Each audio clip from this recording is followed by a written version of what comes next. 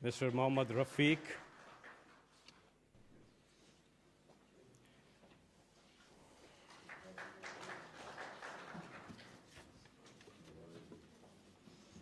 امید ہے ایسی بستی کی جہاں جھوٹ کا کاروبار نہ ہو، دہشت کا بازار نہ ہو، جینا بھی دشوار نہ ہو، مرنا بھی آزار نہ ہو۔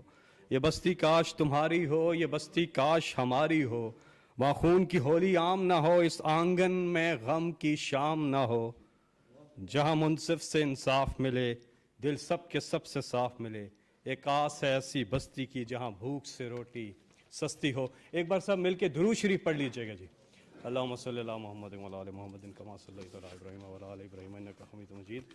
اللہم بارک علی محمد وعلی آل محمد کما بارکت علی ابراہیم وعلی آل ابراہیم انک حمید مجید۔ خواتین و حضرات، وزیر اعظم پاکستان۔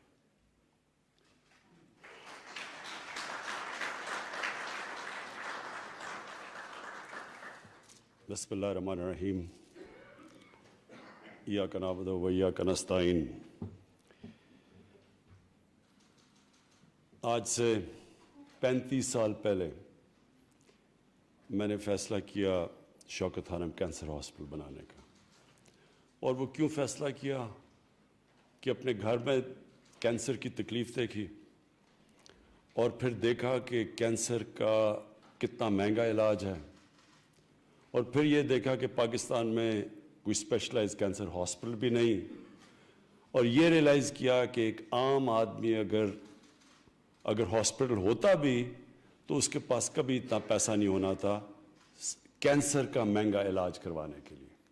تو یہ وجہ تھی کہ پوری اگلے 10 سال میں نے اسٹرگل کی ہاسپٹل کھولنے کی، اور ہاسپٹل کھولنے کا مقصد کہ ایک ایسا ہاسپٹل ہو جس گھر میں کینسر کی تکلیف ہو وہ اس ہاسپٹل میں جا سکیں اور ان کو یہ فکر نہ ہو کہ ہمارے پاس کینسر کے مہنگے علاج کے پیسے نہیں ہیں۔ تو یہ وجہ تھی، اور جب کینسر ہاسپٹل کھلا آج سے 25 سال پہلے، تو مجھے اس کی سب سے بڑی خوشی یہ تھی، وہ بیچارے لوگ جو کبھی سوچ بھی نہیں سکتے تھے کینسر کا علاج کروانے کے لیے، وہ اس ہاسپٹل میں آج بھی آتے ہیں اور ان کا علاج مفت ہوتا ہے، اور ان کو مکمل طور پہ ایک وہ ٹریٹمنٹ ملتی ہے جو ایک طرف پیسے والے کو ٹریٹمنٹ مل رہی ہوتی ہے اور ایک طرف مفت علاج پہ ان کو ٹریٹمنٹ مل رہی ہے۔ کوئی ڈاکٹرز نرسز فرق نہیں کرتے انسانوں کے اندر، ایک ہی طرح کا علاج ملتا ہے۔ تو میں یہ سوچتا تھا تب کہ کبھی اللہ نے موقع دیا تو پاکستان میں ایک ایسا ہم سسٹم لے کے آئیں گے کہ غریب گھرانے کے اندر اگر کوئی بیماری ہوتی ہے اور ان کے پاس پیسے نہیں ہوتے تو ان کو پھر یہ فکر نہیں ہونی چاہیے کہ ایک طرف تکلیف ہے کہ گھر میں بیماری ہے اور دوسری طرف پھر اور بے بسی ہے کہ پیسہ ہی نہیں ہے اس بیماری کا علاج کروانے کے لیے۔ تو یہ ہماری تب جب میں پولیٹکس میں آیا میں نے کہا کہ اللہ ایک دن مجھے موقع دے گا تو میں یہ سب سے پہلے چیز کروں گا، اور میں جن گھروں کے اندر اس طرح کے واقعہ ہو چکے ہیں کہ گھر میں بیماری اور پیسے نہیں ہیں، وہ سب جانتے ہیں کہ میں کیا بات کہہ رہا ہوں۔ اس سے بڑی ایک گھر میں بے بسی کا عالم نہیں ہوتا، اور کینسر کے اور جتنا مہنگا علاج ہوتا ہے وہ بیچارے لوگ اپنا سب کچھ بیچ بیٹھتے ہیں، مقروض ہو جاتے ہیں، قرضے چڑھ جاتے ہیں گھر کے اوپر۔ وہ لوگ جو سفید پوش ہوتے ہیں وہ غربت کی لکیر کے نیچے چلے جاتے ہیں علاج کرواتے۔ تو یہ آج جو ہم آزاد کشمیر، آزاد جموں اور کشمیر کے لیے لانچ کر رہے ہیں ہیلتھ کارڈ، مجھے آج اس کی بہت خوشی ہے کہ 12 لاکھ خاندانوں کو ایک ہیلتھ انشورنس ملے گی، اور کوئی بھی ان کو کسی بھی کتنے 40 ہسپتال کتنے 350 ہسپتال ہوں گے پرائیویٹ اور گورنمنٹ کے سارے پاکستان میں کہ وہ جا کے اپنے ہیلتھ کارڈ سے کہیں بھی جا کے اپنا علاج کروا سکیں۔ اور یہ بھی مجھے بڑی خوشی ہے، یہ سب سے پہلے پختونخوا میں ہم جب ہماری حکومت تھی پچھلے دور میں تو ادھر سے ہم نے شروع کیا. تب بھی بڑے لوگ کہتے تھے کہ یہ ہو نہیں سکتا. تو پختونخوا نے اب فیصلہ کیا ہے کہ سب مکمل طور پہ ہر پختونخوا کے شہری کو ہیلتھ کارڈ ملے گا, یعنی کہ ہر شہری کے پاس ہیلتھ انشورنس ہوگی.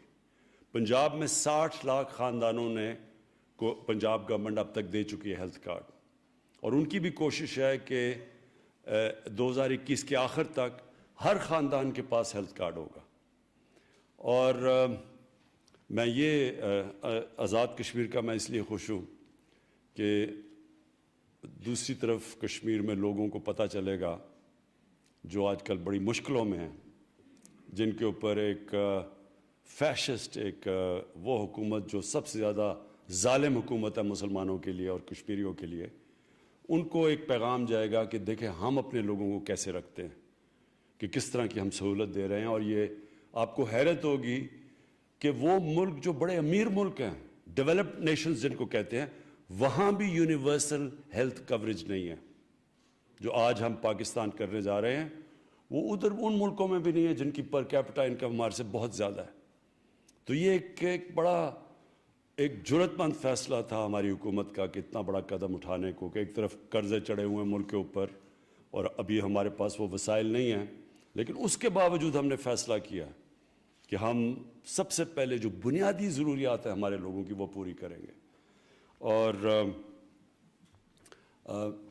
جب میں مدینہ کی ریاست کی بات کرتا ہوں تو یہ ہم نے یہ کدھر سے لیا, یہ سوچ کدھر سے آئی؟